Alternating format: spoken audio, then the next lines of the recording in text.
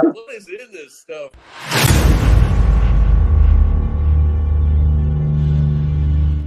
Hey, welcome back to another HD podcast. My name is Creative. With me always is High Desert THC. What up, everybody? Welcome back to another show. Dude, I love that intro. It's one of my favorite ones. It's an old but goodie. But Are you gonna introduce our guest? yeah. Welcome to the show. We have Alex, Queen of the Sun Grown, with us tonight. How you doing, Alex? I'm good. I was gonna say I do like that intro too. That was cool. Nice job. Yeah, that was my first editing a year ago that I did, so I just kept it up. That was our very first one. Dude, fucking editing is a pain in the ass. So kudos to you, man. Editing sucks. Also, where are you from? I really like your accent. I have a thing. It's like Southern, huh? Somewhere.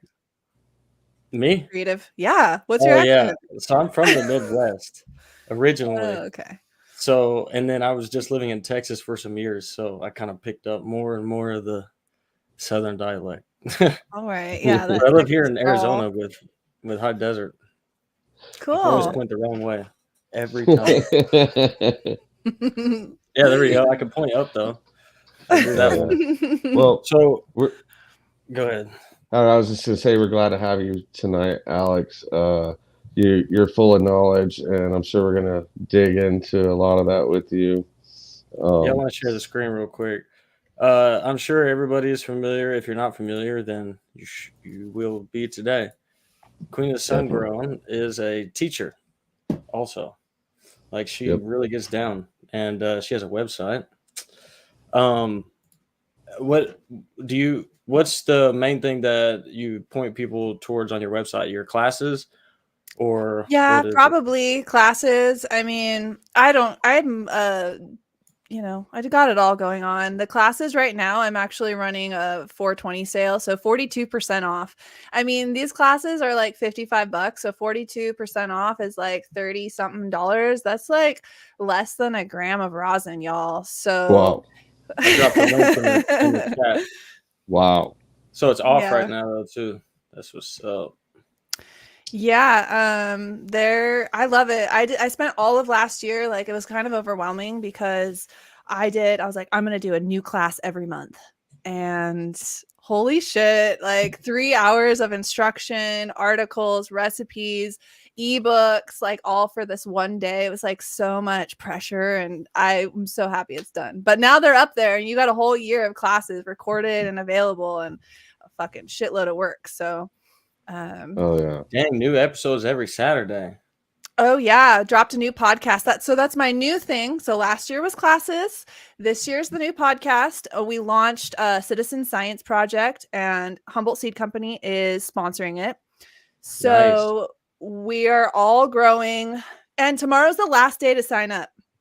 Like I'm closing it because we can't have it. We don't have enough, seeds. The triploids keep selling out.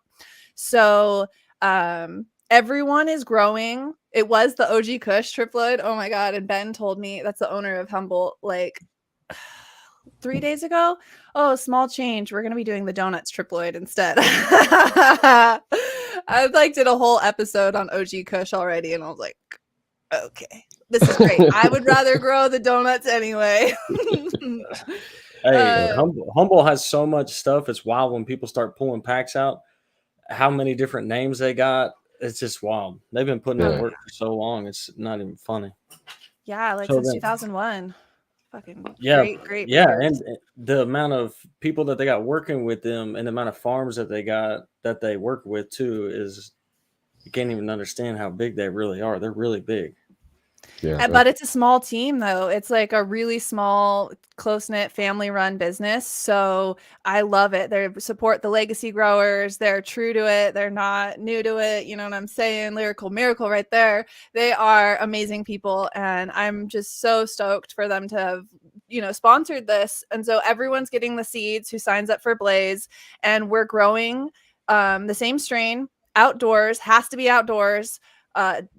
Obviously. And then collecting data to see how these different photo periods do in every single hardiness zone across America. So right now we don't have like this data set. Like, you know, when you buy a pack of veggies or flowers, like it'll say like, oh, plant outside in April for zone 6B.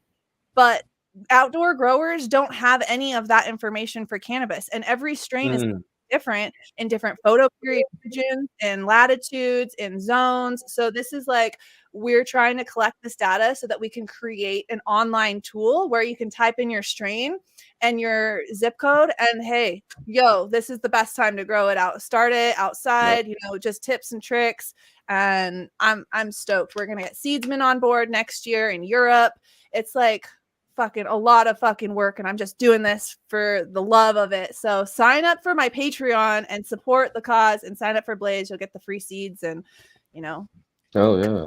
Where did I grab is a Patreon? What's the easiest way to get to it from your website? I think it says like membership at the top of my website. Maybe, you know, I'm not the. I have a amazing.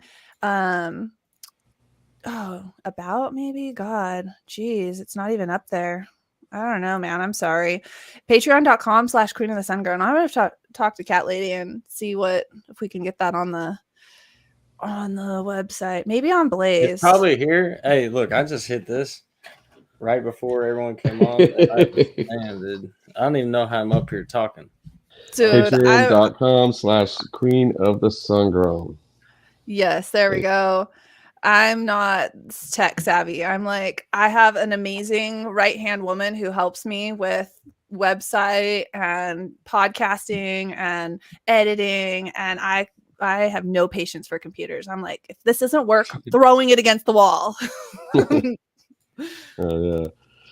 There's becoming a big gap too in being able to utilize technology very well too. It's getting crazy, man. I'm just trying to catch up, and I don't think I'll ever catch up, honestly. And things are always changing all the time, too. Oh, yeah. I mean, AI. Exactly. You just now getting it. We both said the same time. You just now starting to learn stuff, and they're like, hold on, AI is about to switch everything up. Right. Oh, I love AI. It's so convenient for editing because I don't have patience. So it's like, oh, long form videos. Give me 30-second videos that I can throw on Instagram. Hell yeah, do it. It's amazing. Oh, yeah. We got to do it all, you know, as business owners. We got to, not only are we growing good weed, teaching people, creating the content, putting it out there. It's like accounting, tech, gardening. I mean, it's great for the ADHD mind. Right. Shout out to my neurodivergence. Yeah, I'm definitely. ADHD brained. I got to smoke weed to focus, and then sometimes I smoke weed and hyper focus. Then I'll get other stuff done. Oh yeah. Multiple things going on all at the same time. always got to be juggling 50 million things. Life would be boring without it, right? Right. Yeah, definitely. So, all right, getting into your classes, say if somebody never doesn't get into your classes, I know you've talked a little bit about some of the things that you guys do. When you're saying holistic, you mean like this is just like everything. You're like deep into agronomy and everything, right? Yeah, okay. I think that the holistic approach. Okay, so I did some schooling. Like I have a formal education in environmental science, natural science, but then I kind of like went off to sustainable agriculture, did a master gardener program through UC Davis, and then Holistic Management International or Institute. It's like Alan Savory. He's a desert ecologist and basically teaching farm management holistically, where you look at the big picture of what are your resources, who is your management team, what kind of terroir do you have, what's your soil like, what tools do you have, how efficient is your space, do you have a lot of waste, could you be touching things less. It's like this whole creating a farm plan or life plan really with like what's your true north, what's your goals, and then directing every decision you make on your farm towards that. So like so many people will teach you how to grow weed their way, but the most important person in this is you, the gardener. So like tweaking things specific to your farm, your lifestyle, your amount of time. That's like all my classes are like, how do we figure out what's best for you, man? Because I am crazy. I'm going to grow how I'm going to grow, but you should grow how you're going to grow, you know? Yeah. It sound like me. Like I'm like, Yeah, definitely. I honestly like to hear when you tell me what to do, but I'm not. I like doing it my way sometimes too. You know, Oh, sometimes yeah. you get Yeah. cornered into a way of doing things, and people are like, you could do it this way, and you're like, but I actually enjoy the process of doing it this way, though. Exactly. My husband loves hand watering, and I'm like, fuck that. Give me That's some me right drip there. tape. And I Well, do not know. I'll do my teas and foliar. He's not about that foliar feeding. And I'm like, let me get my foliar once a week through veg, once a week through flour. I go switch to the biocontrols. And so, you know, you each have your things in your garden that you like to do. That's like your secret sauce, your special influence. And so that's really the most important part when gardening. You want to have fun. If you don't like hand wandering, fucking set up irrigation. Definitely. If you're going along and you're following somebody else's way all the time, man, it's not. I've done that, and it's like it doesn't get fun anymore, man. You got to experiment yourself and kind of find your niche and thing. It's good to take advice from other people and stuff and apply it towards what you're doing, but just grow your own way, man. But make your own style, man. That's what's awesome about it. Drain the Swamp says, I can't get high. Weed sucks nowadays. Brother. Hit me up, man. Dude, I don't know where you are, but man. Bro, I'm trying to not hit the bong again for a little bit. Like, what are you talking about? Not getting high. I'm like trying not to smoke until midway through the podcast so I can still function all the way through. Yeah. Yeah, I couldn't even find my freaking vape pen. I've been pretty much only on rosin pens and edibles. I don't really do a lot of flower nowadays. I'm kind of a lazy stoner where, well, like I have a 3-year-old, so I don't want to be ripping a bong or hitting glass. Like I just have my little pen, puff, puff. There we go. I got a Puffco for like nighttime and then edibles for like the long, slow and steady through the day. So when you do the pens, you do live rosin with no fake only terps rosin and stuff? Oh yeah, only rosin from Headhunter Extract. Yo, he is the best. I'm trying to get him to teach a class with me on bubble hash and rosin. Fucking awesome dude. I get them from him, and I have like a different flavor for every, you know. Right now I got Moroccan peaches, I got Amarillo, I got Your Breath, I got Cream de Chem, I got Grease Bucket. So I got all of the flavors. And then I also get like rosin from him regular so I can taste it, like compare the rosin, bubble hash rosin to the pen, and it's like the same strains but in different forms. And you get to exactly appreciate it different ways. Which is one of my new passions. I just started washing hash probably, I don't know, 2 months ago. And so we're moving, in the middle of moving, like right now. I literally stopped moving to jump on here. So thank you guys, because I've been moving since like 7:30 this morning.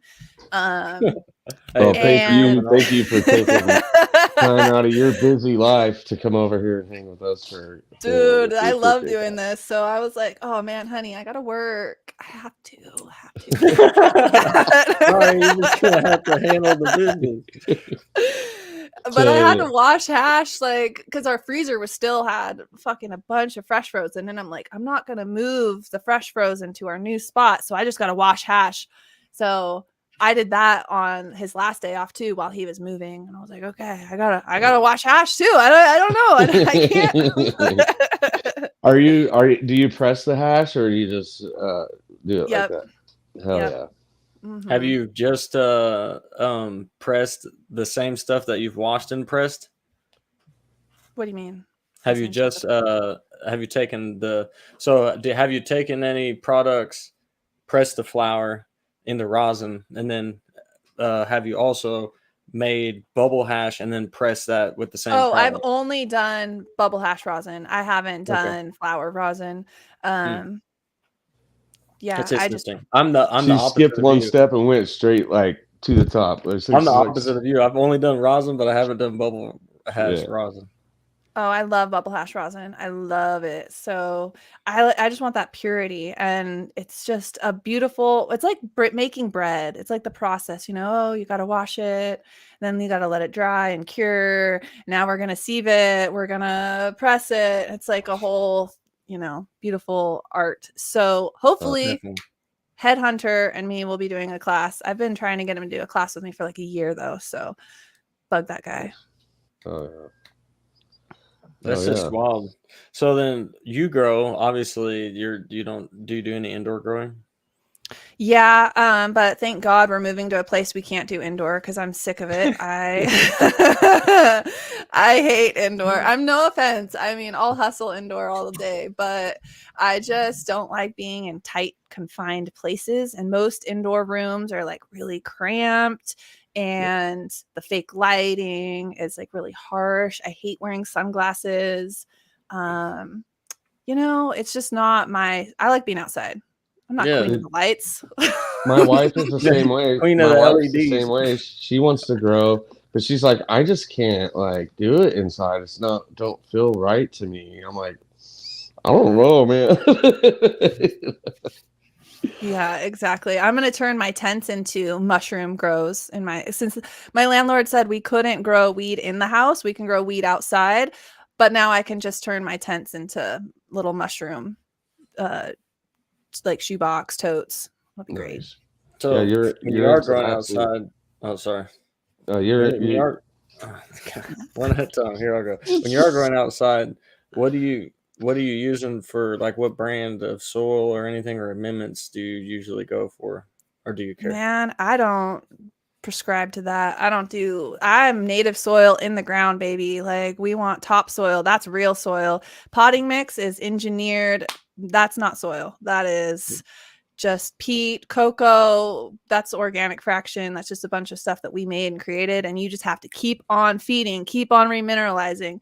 In the Yep. ground, that's where all the fucking minerals are. That's a savings account. I am tapping in and not spending so much money. So like whatever I have accessible to me, um, Craigslist, Facebook Marketplace, get that free poop, get that compost, go to the local soil yard, grab the best quality compost you can, add as much organic matter, get the microbes happy, get everything cycling, and access the nutrients and minerals in the soil.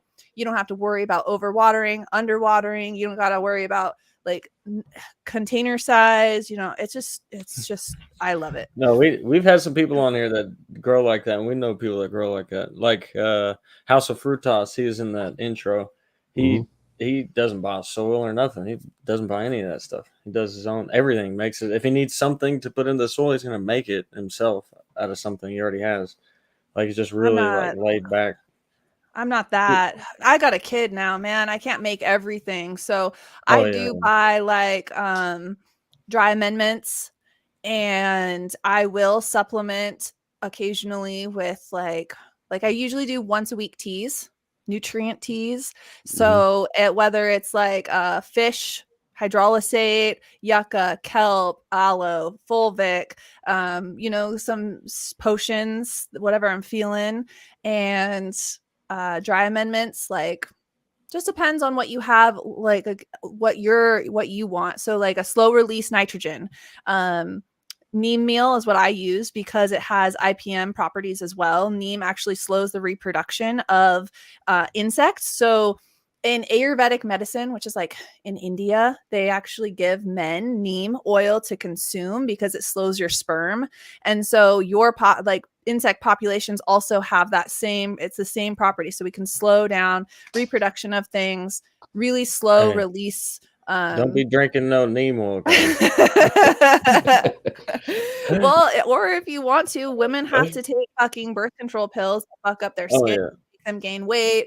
Like neem is a much safer alternative to women's birth control that we've been forced, you know, it's our responsibility. But I'm getting on my feminist horse here. So uh, sorry. yeah, I mean, whatever you got, like down to earth, make some amazing dry amendments, whatever you can access for yourself, whatever your style is. Like obviously you do you, but I am going to say for phosphorus, if you are low in phosphorus and you're adding any kind of phosphorus source, please don't use guanos. Look into it. Guanos are unsustainable, even if they're organic. They destroy cave ecosystems, nesting habitat for birds. Wars in countries in South America have been won and fought and lost and death over guanos. It's not it's a limited resource. So even though it says organic, like go with a byproduct like rock phosphate. Soft rock phosphate is usually what I use. And then I just spoke with the soil doctor yesterday. I did a really good podcast with him, and he recommended bone meal, which is a byproduct. So I really like to focus on how we can take waste products and use them, you know, for closing that loop of something that is useful. And you can pretty much find that stuff anywhere if you want, right? Like I've seen it at even like Home Depot and stuff. I don't know if it's a good product to get there, but I mean, you can always do your research on it, you know. Yeah, definitely. And then Silent One saying rock phosphate takes forever to break down. It does, but that's the amazing thing. We're building our soil up for long-term regeneration, not immediate. If we want to access that, then let's do Bacillus megaterium, phosphorus solubilizing bacteria. Let's ensure our mycorrhizal fungal network is there, solubilizing, making sure that it's accessible. Like the more. But you're like elevated. There's a lot of, so you're like, you know how there's like levels of understanding. You're on a level of understanding that a lot of home growers can't understand. You know what I mean? Like you're getting deeper into it. Like, no, this is good though, but I get it how some people might poke at you every now and then. It's just because they might just have like a basic understanding of, I'm going to grab soil and I'm going to put these things in it. And then that's what I do every time. You know what I mean? Definitely. But like, I think that you should always be trying to be better. Yeah, in everything that you do in 100%. Life.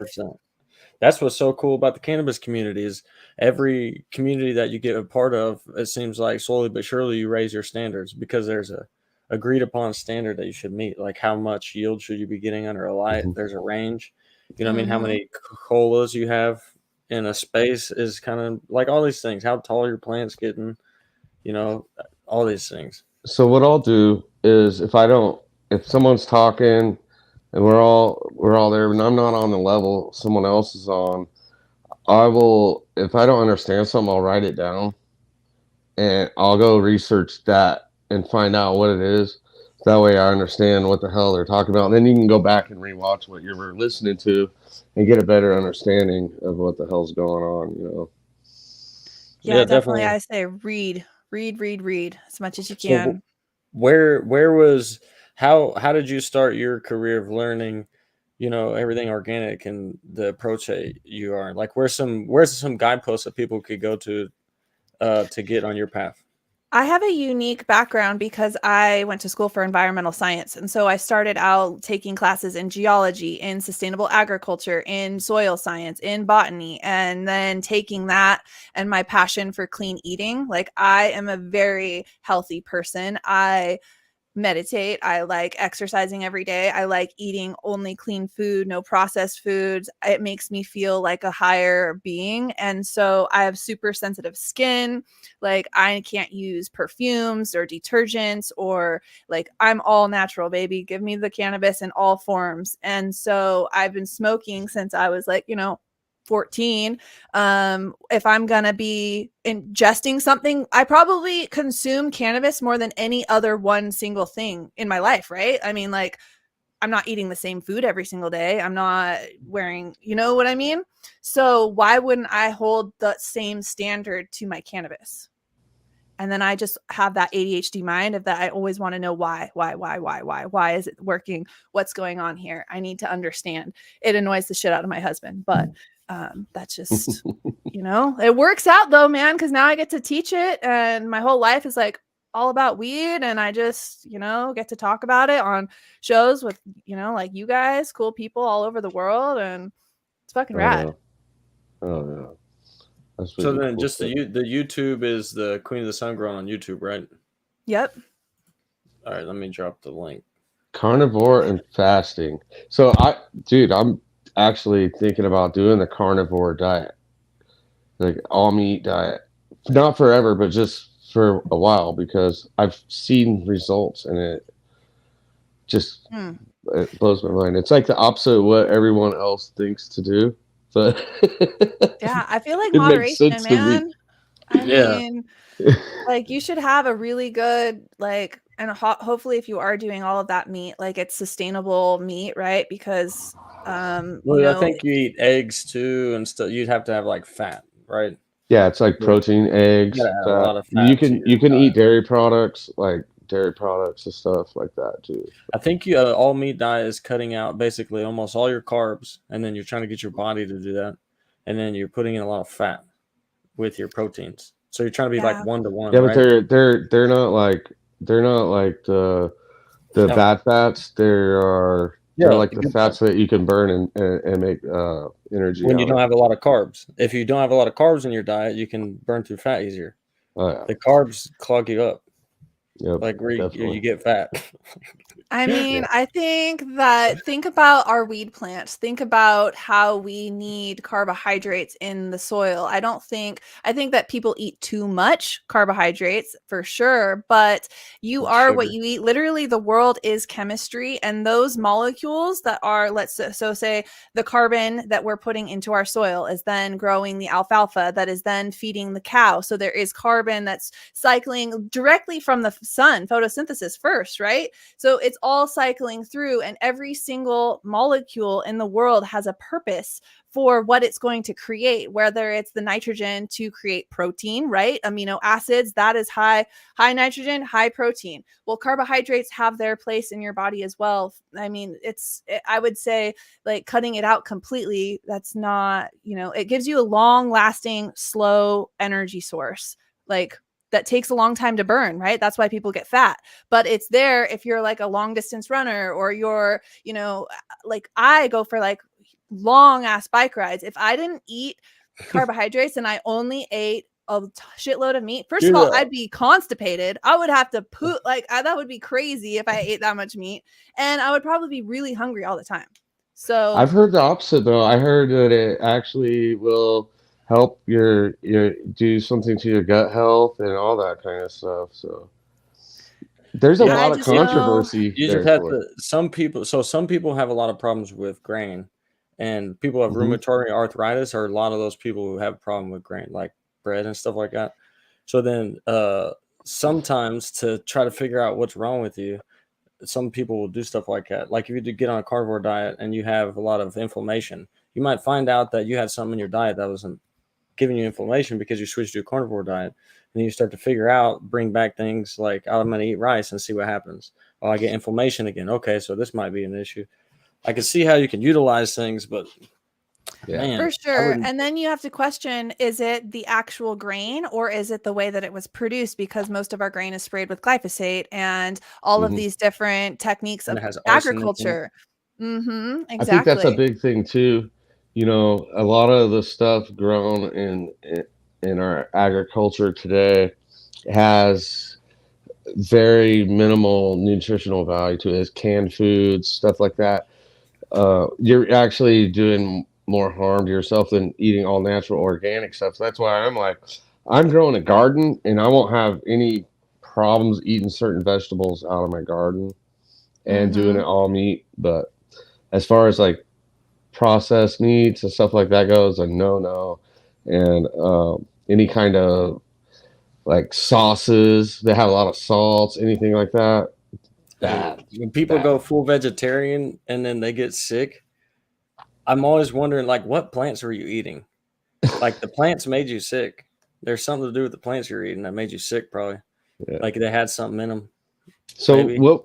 So what do you do? Like, how did you go about that as far as cannabis? You just went like, I'm gonna.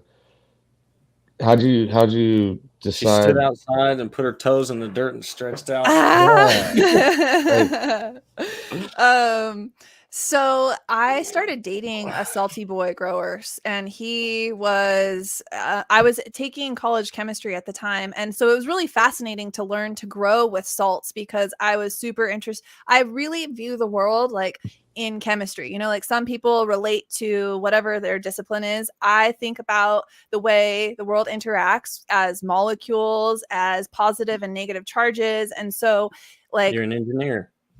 well, just thinking about like cations and anions and like flushing with calcium, and I was like, oh, you know, that is binding with this, okay, water and salts. And I was like, okay, I kind of understood some of the things that he was saying, that he didn't even know why he was doing it. Mhm. And then I was like, well, but when you're eating food, like I only eat, you know, try all organic, non-GMO, hopefully slow food, locally sourced. Like I want to know the farmer that fucking grew that if I can.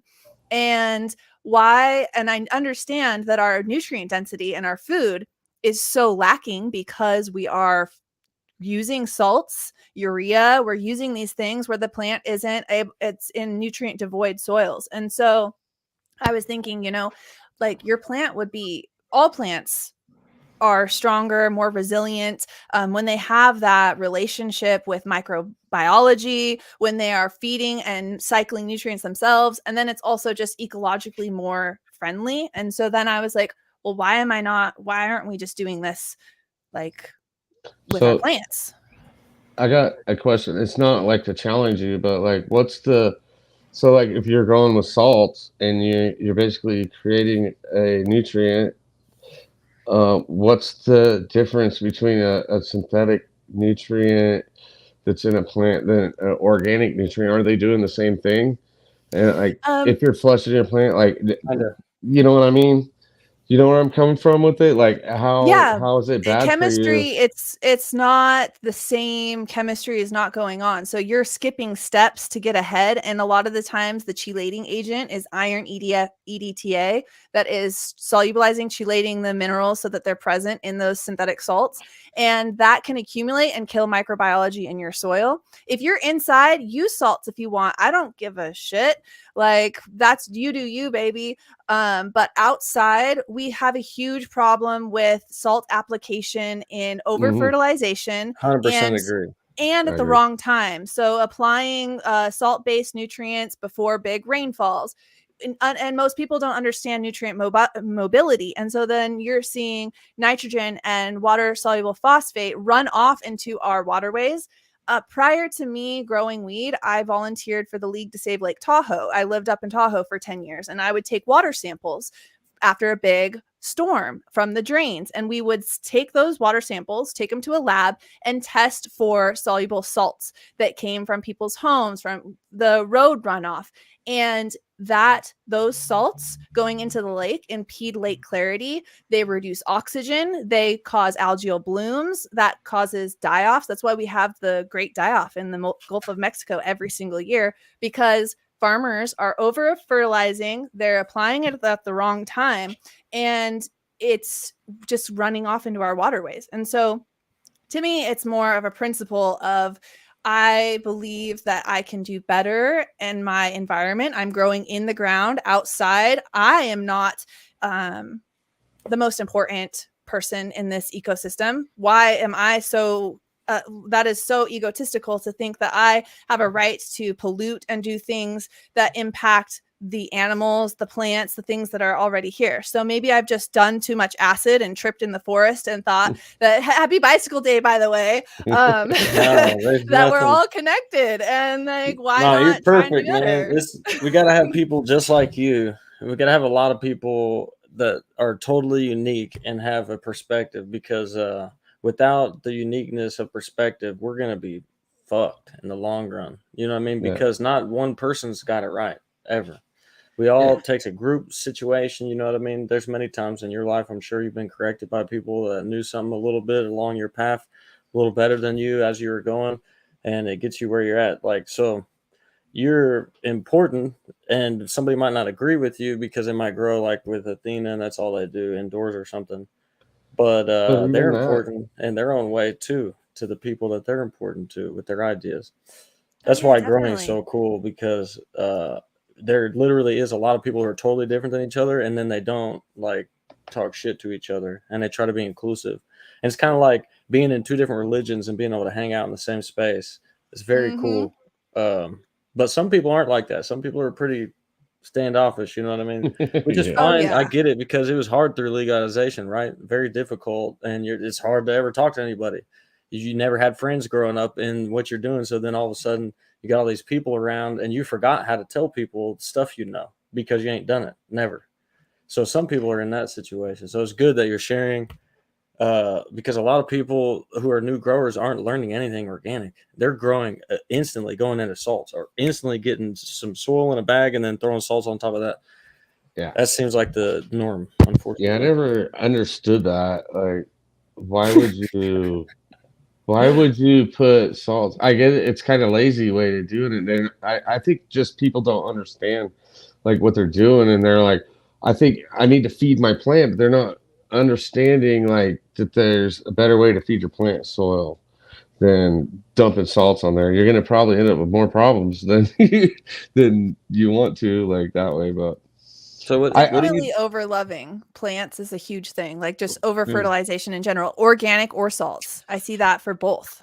Yeah, it's over loving. It definitely is over loving. People always want to overfeed their nutrients. Like literally, I promise you could go at half the rate of the recommend. You could be talking to the person that made the nutrient line, and they could be like, "Bro, it's got to be at this," and you can feed under half, and you're going to get great results. Great Oh yeah, results. I always say 50 to 75% the recommended dosage, and if you're doing multiple steps, definitely less. Like, because people like, oh, I got to do this, and then but this is the secret stuff, and then I'm like, well, are you reading what the ingredients are? Because I've consulted on tons of commercial farms, and I go through their nutrients, and I'm like, okay, look at this. You just have 4 products with the same ingredient. So that's a shitload of potassium that you're throwing in there. That means you're taking up cation exchange sites. That means that your other cations are going to have a difficult time. And so you see people won't maybe not see a toxicity, but then they start seeing deficiencies in other nutrients and typically the micronutrients. And then they think, oh, I need to apply more. And then it just causes more problems because they're not looking at, hey, no, high potassium could be locking out my magnesium or my calcium. You know what I mean? yeah, they don't So, understand how things work I together. I use the PK to test all my plants from seed. So I give them PK a week before I flip, and I feed them the max dose every time I'm feeding them before I flip them. And then as they go into flower, I'm just feeding them PK. And they will, if they're sexually unstable, they're going to show it really bad. Really bad. It's so funny. But so the EDTA, the chelation using iron EDTA, what is it about EDTA? The plants can uptake it, right? And they hold it in, but it's not natural, right? yeah. And so that is, from my understanding, what is causing harm to the microbiome in the soil. And so there really isn't and that's in such small amounts that it's like, really, if you want to use salts in your growth, that's fine. If you see something that you want, like instantly your plants look hungry. But I actually just learned this like yesterday, actually, that see, you always should be learning. So urea is the instant form of nitrogen that conventional farmers will use. That's the salt base that is like very, very accessible. But amino acid is the organic form of nitrogen, and it's actually even more accessible to plants, immediate uptake right away. So it's actually, your plant is going to take it up. It's going to be easier. It's going to be better, quicker, faster. So it's like just making the So informed decision. is that the difference between like a nitrate?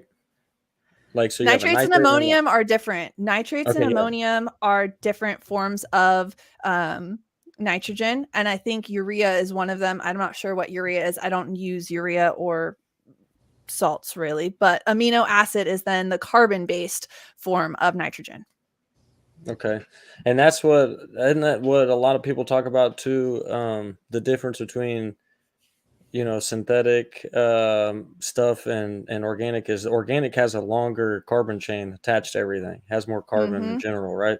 So Oh then you yeah, could have like a synthetic bottle and the amount of carbon total would be less attached to the same ingredients. definitely. All right. So that's one thing that I was thinking of too. Who isn't it Nick from Rooted Leaf? And is his name Nick? Rooted I Leaf, don't know him. the company. No. I know the company kind of. I've heard of it, but I'm in my own little bubble. I don't know him. Brandon Russ talked a lot about that too. Yeah, a bunch of smart people talk a lot of. Yeah.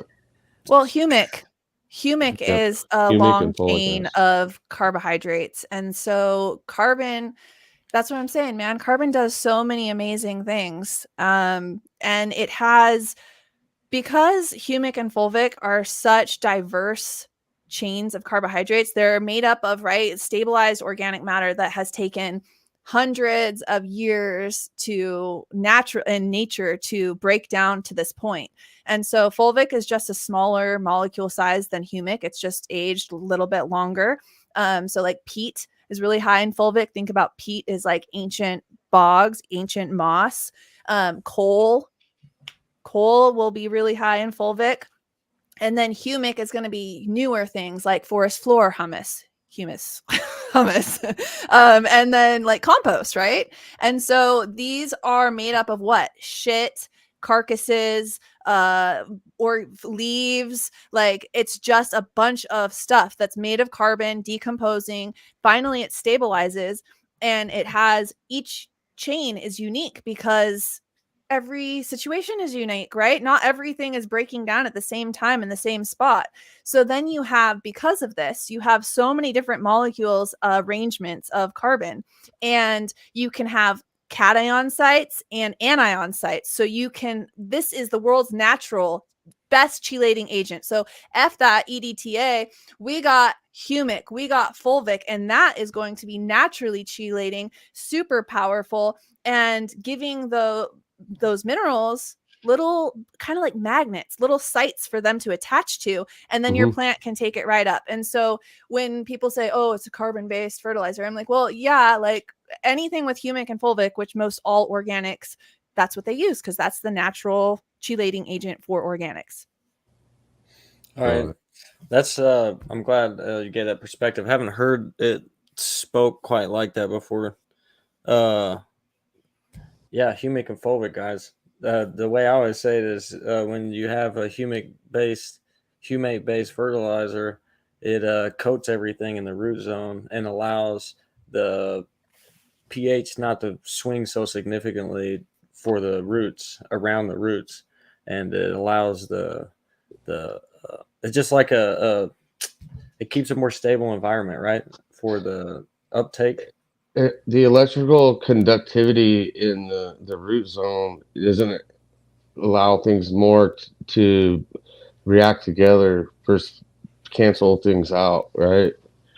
Well, it's just like it's going there, and it's creating an attachment and a cation an ionic bond between whatever, like I said, a cation, so positively charged would be like calcium, magnesium, or an anion, so a negatively charged. It can bind with these different molecules, and then it's soluble in water, right? So it goes up to the root zone. It's right there, and fulvic can actually penetrate and go inside of the plant because it is such a tiny molecule size. That's why fulvic, foliar. I'm all about the alliteration.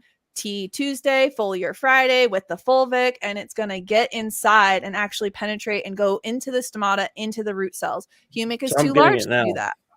I'm getting it now. So the humic and fulvic is, instead of having the whole chemistry done by your local chemist making your nutrients and using iron as a chelator, and so that you get quick uptake, you're using humic and fulvic, which will make everything that way inevitably when it's in the root zone. So yeah, it just makes a lot of chemistry. This is why Spartan Grown comes up here and he's like, I don't understand Synganic. It makes no sense to me. But when I understand what he's saying, though, because it doesn't, when you get down to the brass tacks about some things, like why wouldn't you just go fully organic? Like, why are you here in between? Yeah, when you're adding salts, you're canceling out 50% or more of the available nutrients that could possibly be there. Well, and like there's another thing. The soil doctor, my interview with him yesterday was just amazing. He's a wealth of knowledge. If you guys don't follow him on Instagram or YouTube, he's great. But he told me something that was pretty interesting, and that was we were talking about phosphorus, because I was thinking, the world right now, our like climate committee or whatever, they're saying that our soils have 60 harvests left of phosphorus within them. And that's like 60 years, right? If we don't take care of our soils, what are we going to do? But when we use like salt-based nutrients like phosphates, whoa, that's a weird video of me. I wonder what that is. I'm like, what is remediation? 4 weeks ago. Okay. What was it? What was your podcast under? Podcasts? Oh, it's not. No, it's not. We record it and then I cut it up. I chop it up into Sungrown Stories. So it's like a documentary style where I'm narrating the story and then I put in excerpts from my guests. So I've got like Jorge Cervantes and Jeff Lowenfels and Tom Rakes of Seedsman and all kinds of people. So the soil doctor, my interview was with him yesterday, and that'll be cut up in a couple of episodes. Yeah, so I pulled up immediately to your page and was trying to find it. Oh yeah, he's great. So what he told me that was just kind of like a aha moment was that when we're using, because I was like, well, maybe salt-based for phosphorus if you need it like instantly, I guess, and I don't know, like there is no reason that you really need that phosphorus instantly. But if you add too much phosphorus to your soil, then the mycorrhizal fungi, which does a really amazing job in nature, mycorrhizal fungi is what solubilizes phosphorus for plants in nature. Like that's what 90% of all plants have a relationship with a particular strain of mycorrhizal fungus. And that's its job, is to solubilize phosphorus and make it available for the plants from the soil. And so when you add too much phosphorus, though, that's already solubilized and ready to be accessed, the mycorrhizal fungi doesn't establish there because it's like, hey, you've already done the job for me. So there's no reason. The purpose of my life in this moment is really to solubilize that phosphorus. But if it's already there, then I'm not going to establish. And so he told me that piece and I was like, wow, because I know that, that it's like its role in nature is to do this. And so it's like an inverse relationship where it's not needed. And it was really profound because, mushrooms are the collective consciousness of the earth, really. Man, that's crazy. I'm just thinking of the conversations we have with, sorry, covering my mouth, Tico Biosupply. They make microorganisms that are special organism blends for certain things. So then they have a blend that's for phosphorus. They have a blend for nitrogen. They have a mega blend for all of it. Like they have these specific strains that do very well at certain things. So I was thinking about that for like an organic grower, somebody who's having problems. Like, why wouldn't you just go get the strain of microorganism you need and see if your soil already has what you need? You just don't have microorganisms that are, making available. Is that something you could do, or does that not make sense? Yeah, definitely. I'm all about buying microbes for specific purposes, but typically I think of that more for like manufactured, engineered potting mixes, because in nature, microorganisms are everywhere. And if you give them a food source or a job and you set up the habitat how they like it, they will come. They're ubiquitous across the world. But if you do have to purchase, I buy microbes for IPM purposes mostly. So like what do you buy? Bacillus thuringiensis, right? It's BT. So my caterpillars. Then what brand? Usually just like Monterey, the cheapest organic. Like I don't subscribe to pay that green tax freaking marketing.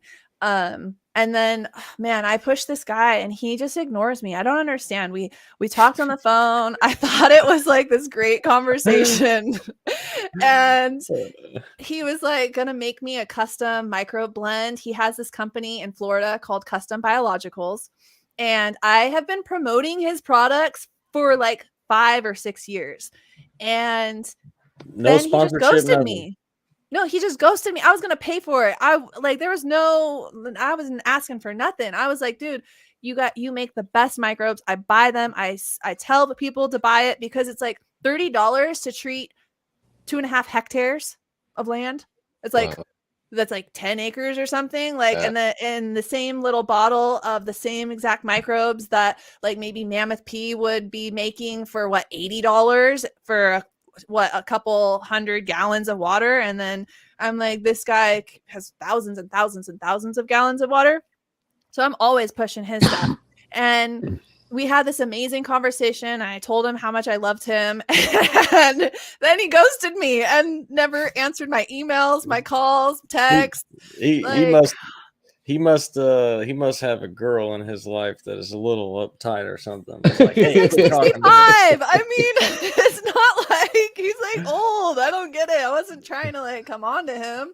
I really appreciate what he's doing. Hey, maybe he had a heart attack or something, you know. No, get this. He reached out to me on LinkedIn, like on accident. I was like, That's hey, random. I see that we're in the same industry and I'd like to, would you like to try my products? And I was like, oh, hey, dude, it's me. Remember? Ghosted. Ghosted. Yes. And then no response. And so then Exactly. I went on his website and I bought something else. And in the notes, I was like, hey, man, you want to send me that, you know, that blend of the trichoderma and the bacillus on that sugar that we talked about that one time? It's me. And then he never sent me my order and he just refunded me the money. Oh my like, God. oh, I know. So Wow. weirve. I think I'm Maybe just a little he doesn't do it too no more. intense. Oh, you he pissed does. him off somehow. She said, no, I've been watching. He does. I done got some in a roundabout way. You probably already got some in a roundabout way. God, yeah. Hey, I need you just to go make a holler new at this guy account. for me. Exactly. I know this plug on this strain that I'm trying to get. Dude, he did the same thing to Mike the Microbe Man, who does the microbial products for Grassroots Living Soil brand. So I talked to him and I bought some insect frass and chitin from the guy who develops the products for Grassroots. And I was like, yo, do you have a hookup on trichoderma blend? And he's like, no, I used to get it from this guy in Florida, but he ghosted me. I was like, what? He did the same thing to me. I'm like, what is wrong with this guy? God, I think Maybe it's just he's like maybe he's competition or just a something. scammer. Maybe he's just a scammer, has a cool thing going on, and scams a lot of people, and then realized that he was fucking with some real people and was like, I'm not gonna go there. I don't, because even Mike was like, it was the best trichoderma product I've ever gotten. And I used it. I use it for botrytis. I use it for just a foliar spray through flower. And So weird. it's like, what? My thought was that it was like maybe because we were going to create products with it that he was, but he offers white labeling. He offers white labeling. So it doesn't make sense. Yeah, it's so weird. Yeah.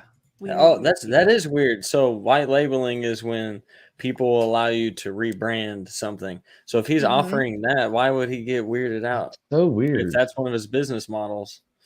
Yeah, that's just weird. I That don't people do know. stuff like that. It is really, really strange. But I ended up freaking Bigfoot mycorrhizae came through for me, and they got the blend of bacillus that I was looking for. So I bought a pound of bacillus on like sugar, I think, superfine sugar, and it's like 5 different strains of bacillus. So it's got the megatherium in there, which is good for solubilizing phosphorus. And then I haven't found a trichoderma blend on powder. I've only found liquid, and I'm really trying to find powder that's local, not fucking India. You know, like I'm in the process of making a product called Immunity. It's something that I use in my garden regularly. I'm always making it. And so I was just like, oh, I'm going to make it easy product. And, you know, we just have, because I have yucca on my website. You can buy yucca from me. I'm trying to make things as cheap as possible because that's my go-to. It's like affordable. And I know that some of the things that I use are, like you said, kind of over people's heads, maybe. Like, so if I put it into a product, then it's like, okay, just scoop and mix it up and then water it in. And then you don't have to think about, you know, like I grind fucking malted barley to make a fine flour that I then bubble in tea because of the enzymes that it has in there that are also solubilizing phosphorus, breaking down carbohydrates, all kinds of things. And I know that a lot of people aren't going to do that. So I was like, oh, I should make a product. I don't have enough to do already, so why not do that? Hell yeah, man. Umbrella In the Trellis works. says, I've been looking for cheaper than raw NPK yucca. Oh, I Wonder got you, girl or guy. Yeah, that's Josh from Umbrella Trellis. He's been on here too. He's a real good guy. It's on your website. Yeah, go definitely. check out my shop. I bought the fucking yucca. I bought 200 pounds of yucca, y'all. So I just had to move 150-pound bags of yucca today. I loaded them up in the truck. And I have free samples too that you can grab. You just have to pay for shipping and enter the code. So I got 4-ounce size, 1 pound size, and I think like the raw yucca NPK brand is 2 ounces for $30, and I'm doing 4 ounces for $19.99. Like, Wow. it's insane that they can just charge it up. And I don't know other like powdered yucca companies except for raw NPK. And I use yucca so much, and I was like, I'm not trying to like pay that much. I don't think other people should. So here, I'll sell it. I use it that much. That's awesome. Yeah, some things you just need to provide a service and not make money on. There's people in the industry literally don't understand that though. There's a lot of people in the industry that don't get that some things ain't all about money. Sometimes it's about the culture of the whole situation. Yeah. Yeah, I mean, that's part of permaculture, man. I try to incorporate permaculture into my garden as well. And that's the idea that 10% of everything should go back, whether it's giving back to your garden, like the pests and the animals, or your community, because the more we regenerate our communities, the more our lives are regenerated. And so it's a positive feedback loop. The more you put out good, the more good that's going to come back to you. And that's like the vibe, man. Oh yeah, man, it's freaking awesome. I love it, dude. It inspires me. It inspires me to do better. It inspires me to be a better human. You know, people Good. like Thank you, you, man. that's what's so cool about the organic stuff is that it inspires you to do better for not only you but the whole world, man. It's freaking awesome. Well, there's 8 billion of us. Imagine if we all just did a little bit better. Like, that would have a profound impact if we just like, fucking smoke a little weed together, quit arguing behind our keyboards, and like come out and actually connect in the community, in the real world, and do something positive for the other person, not because you're expecting something back in return, but just because just because. A lot of people will counter it though. They'll be like, well, I guarantee you drink out of plastic water bottles and blah blah blah blah blah blah blah blah blah. But if you're doing something to do something better, you're impacting the environment in a certain way. It's just so difficult for, people get road rage, right? This is a symptom of not being connected with the person that you're upset with, right? Like all you see is a car. You're not even, if it was a person standing in line and everybody's standing in line, you're not going to act all crazy like that. Like, because you're more connected to the individual. So like this is being online is a whole nother thing where some people just get really lazy, where they just don't accept people anymore. They're like, I don't accept that you're different than me. Like, you got to be like me. That's how some people are, which is, well, we have this algorithm that creates an echo chamber of our ideals. And so we have this bias reinforcement all the time because our smartphones are always listening to us, know everything about our lives. And then they create a curated experience online that is specifically for our mind. And then it perpetuates the cycle. That's why I said I live in a bubble, because we all do. We're all in our own little bubble. And sometimes you have to pop it and see outside, step outside. And I think multiple times, people ask you, if there's one thing that you could change about the world or whatever, I would say empathy. Literally, people having more empathy and being able to just step outside of your comfort zone, put yourself in someone else's shoes. And that right there is going to leaps and bounds improve every situation, every relationship, everything in your life. if you can just have a little bit more understanding. And the whole internet has made that very difficult because people now see things exactly. No, all of my friends see the same thing. We all believe this, so it must be true. And then also it takes that, like you said, that like that interaction between one another away. And so I think that people are a lot meaner than they were pre-internet. Dude, you could say one thing on the internet, and like you'll have a group of people that agree with you, and you'll have 10,000 other people that are just talk shit about whatever you're saying, just because they can talk shit. They don't even care what it means. They're just gonna make fun of you no matter what you're doing, because it's not what they're doing, and they don't believe it. Yeah, there's only a couple people on. I've noticed online, only a couple people in the YouTube community that really aren't about it. Almost everyone else is trying to connect everyone. They're trying to help people. You know what I mean? But some of the guys, and then they bring out the worst in other people too. Like you might only have 3 people that interact with a whole community of people, and they can make that whole community start to get upset and riled up. So it's cool that you're organic and you're so accepting of everyone else's style. We don't get people like that on here every time. Some people are really organic and they hate on other people, and they say it on here too, that they don't like other people. Yeah, more flies with onion and vinegar. Hey, so there's a lot of people down in the comments right now. We haven't been ignoring you. We've been watching you guys, seeing you. Bobby Panels says it's almost 420, fam. It is. It's almost 420. And if you guys stick around, we got some shit to give away here tonight. oh yeah. When we're After done, the man. podcast, we're gonna give some stuff away. Yeah. So if you guys want to stick around and win some free beans, we got some for you. You can give away one of my yuccas. Oh, yeah. Nice. Hell yeah. Just give me the address of whoever wins. Let me get on this real quick. StreamYard giveaway. So we were gonna do a 420 giveaway tomorrow. Way too many people live though.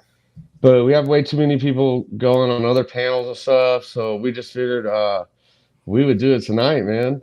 So whoever's up in here right now, lucky night for you. And we appreciate you too. So mainly showing up. Mainly we've just been giving away the wrench, right? A lot of people who follow our podcast are growing this cross, the wrench, and is that why there's wrenches next to people's names? No. So the wrench. It's kind of cool though. I give everybody a wrench because you can't click on. All right, so for instance, this is a community, and we're literally sitting in a room with a bunch of people. Some people broadcast and they don't feel that way.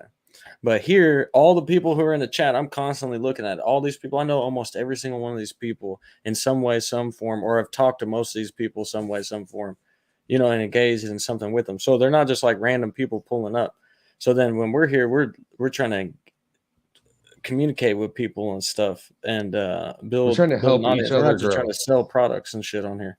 Like but what does the wrench mean though? I'm still confused. Oh, sorry. I remember I took a bong hit earlier. All right. I forget everything. The wrenches are for if you click on someone's name when they have a wrench, it allows you to go to their channel and you can subscribe to their channel. So then if you sub up to someone's channel, they're going to sub up to your channel, and everybody in the chat, if they sub up to each other, you build each other's channels. So if you keep showing up to podcasts like this that do that, this is a community podcast where you build your own channel too. And if you just sub up to everybody, you're definitely going to get subs. And so all these people are in the community. These are all cannabis people in the community. Everybody down there is a moderator in our channel. So that's how you get the wrenches. We make you a moderator for the channel, and then you can click on anybody's name and go straight to their channel while you're watching and sub to their channel. I recognize a lot of the names. Well, not a lot of them, but some of the names like Django and Canaflex. What up? From just my channel and other, things as well. So that's cool. I didn't even know about, is that like a StreamYard thing or is that a YouTube thing? No, that's a YouTube thing, definitely. What's that? I'm not about The yeah, moderator. So I have my phone up also. And I'm running that's how I do that. Okay. You're not worried about like one time I tried to have a different YouTube up and then it was like freaking like doing this crazy feedback loop with the sounds and I was like, oh god, I gotta close out of it. It was not If great. you turn the volume all the way down, I got my computer going, so the volume's all the way down on that, so it don't get no echo. But we do have actual moderators that watch, so like if anybody gets crazy, like That doesn't yeah. matter though. That's not relevant here because it really isn't. if you come into the chat and you start talking crazy, you're just gonna get blocked anyways. Like I look at it like this. If you're coming to my house, bro, and you get to talking wild and acting crazy, I promise you're gonna leave instantly. Like you're gonna instantly leave. I'm not even gonna conversate with you. Please leave. So it's like that. You ain't no freedom of speech up here if you're acting crazy. Okay. Yeah, Yeah, I know, man. we don't get no sex bots or nothing like that going on around here. What? Like the sex bots and shit. Like, come on now. I was like, what? What are you talking about? What am I missing? What am I missing now? There's sex bots on here. I know. I'm like, what kind of channel is this? Yeah, Canada says he comes for killing everyone's fans. Oh, gosh. Hey, so which yucca is this that you're willing to give away here? The 4 ounce or the 16 ounce? 4 ounce? Yeah, let's do 4 ounce. Yeah. How much is this 16 ounce? Let's see. That's a lot of yucca right there. So how long will a 4 ounce a long bag of time. yucca? How much will it do? Long time. So it's like 1/8 of a teaspoon is 3 gallons of water. Wow, that's a so big... Yeah. Galaxy Solutions asks, is there a specific yucca plant that is most beneficial, or are they all created equal? Well, I use Yucca shitigera, which is a specific variety native to the southern America. Arizona, actually. That's where I got all my yucca. Is Arizona. So yeah. Pretty cool. I don't know if that's is superior or I was gonna ask that. I was gonna ask that question because I've heard that before, that like certain yuccas from different areas and climates and stuff are better than others. But I mean, I don't know the difference. Guy that I get it from, he produces a shitload of yucca and Cuyaha. I don't know how to say it. Yeah. And so the properties of those two wetting agents, yucca and Q, are incredibly similar, but Q is exorbitantly more expensive. And yucca actually also contains indole acetic acid, which is a plant hormone that promotes cell elongation. And Q is used as an adjuvant or something, I can't say the word, in vaccines for animals a lot. And so I think even human vaccines. So that's why Q is so much more expensive. Obviously, it's used wider application and the vaccines, and then with everything that was going on with COVID, prices went crazy. And so I talked with him, and he, when I was picking out what product to buy, because this is one of the ingredients in the immunity that I'm working on, he really was like, this Yucca shitigera it's really great. I sell it to, he does like a lot of conventional agriculture, like, and I don't mean that as like salt based, but like regular traditional farmers buy this, not cannabis. So he said, this, it's American grown, which is like super important to me. I was trying to source everything in Canada, America, or Mexico, and nothing from far away, like just to keep it local. And yeah, I mean, it works great. Oh yeah, we actually use yucca in our grow. I do right now with Simpro. They have yucca in their lineup. Dude, shout out Simpro. Yeah, I mean, it's does so many amazing things. Hell yeah, shout out to the winner. Good luck. Hopefully, it's somebody who's not using it currently. Keep it green. Keep it green. All So, how do you right. want them to reach you? Do you have an email? Or how do you want to do this? Or I can do it. Alexandria. All right, here we go. What is it? Alexandria at queenofthesungrown.com.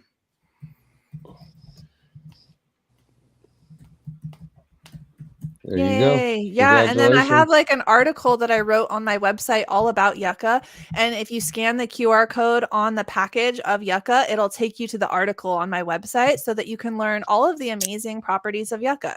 I spelled it wrong. I didn't get the hang on, that was not the right one. Like...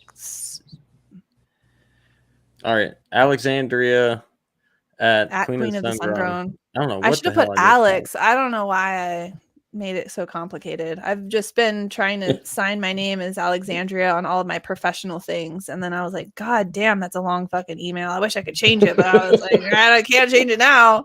Oh, well. Yeah, I get you. I have a long last name, and I made that my email on my first one. I'm like, why the hell did I do that? Alexandria?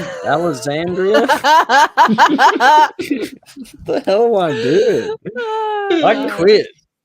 Somebody else do it. Where's Norma G at when you need him? Norma G, he's in here somewhere. At least he was earlier.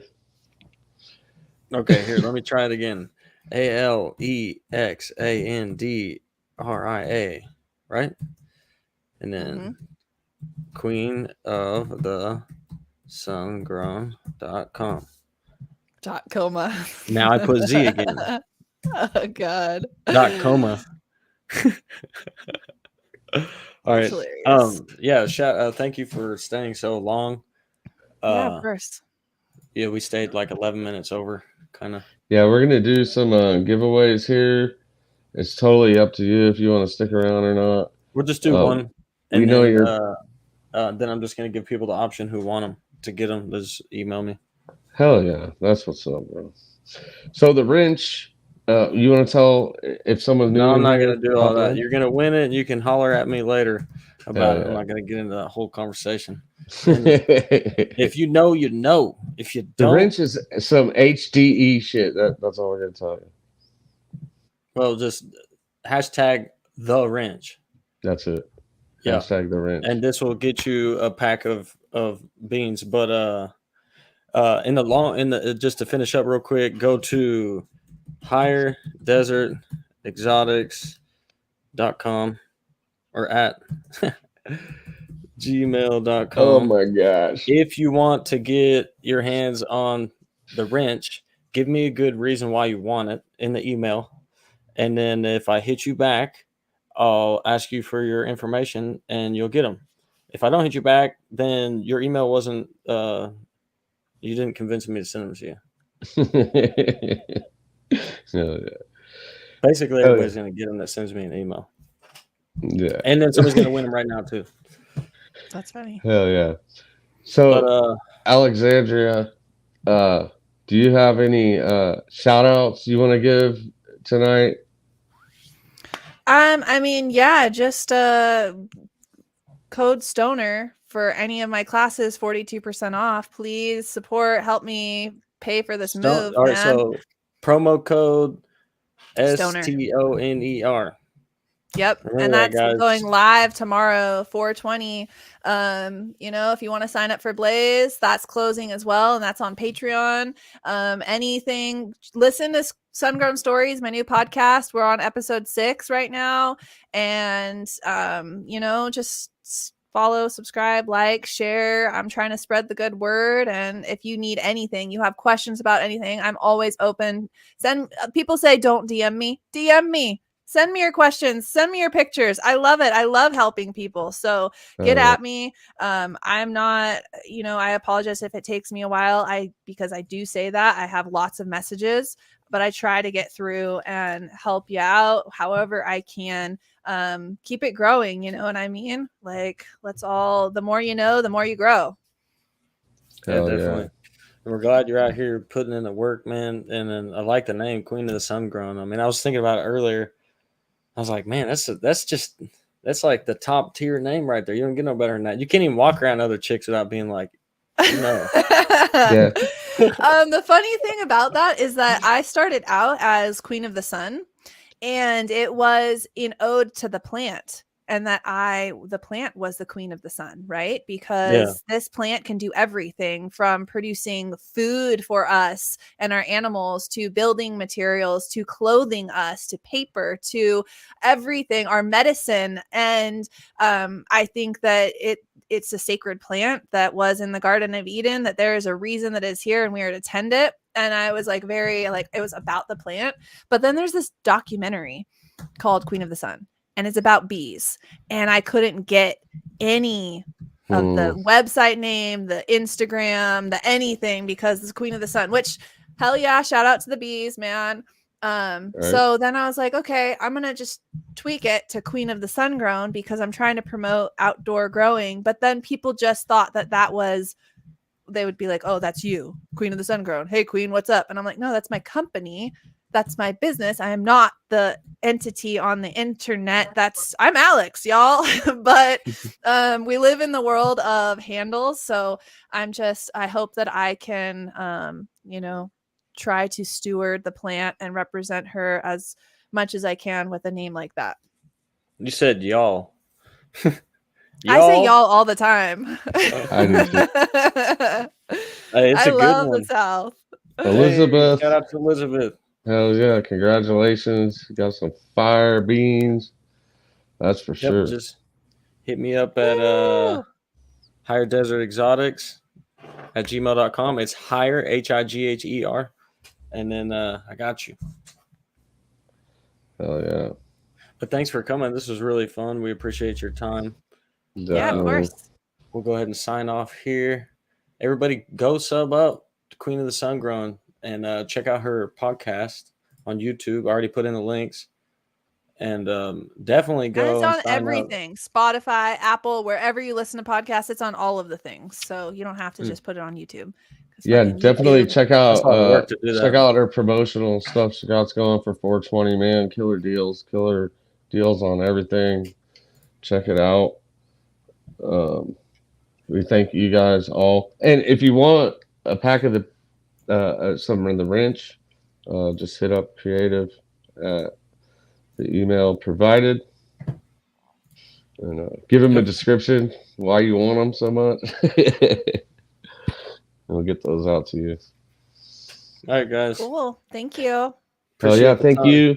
Thank you for coming on, and thank you guys all for showing up tonight. We appreciate you for sure. Yep. Happy 420.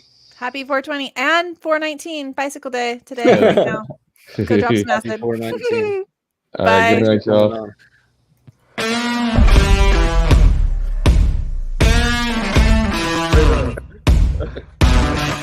Every now and then.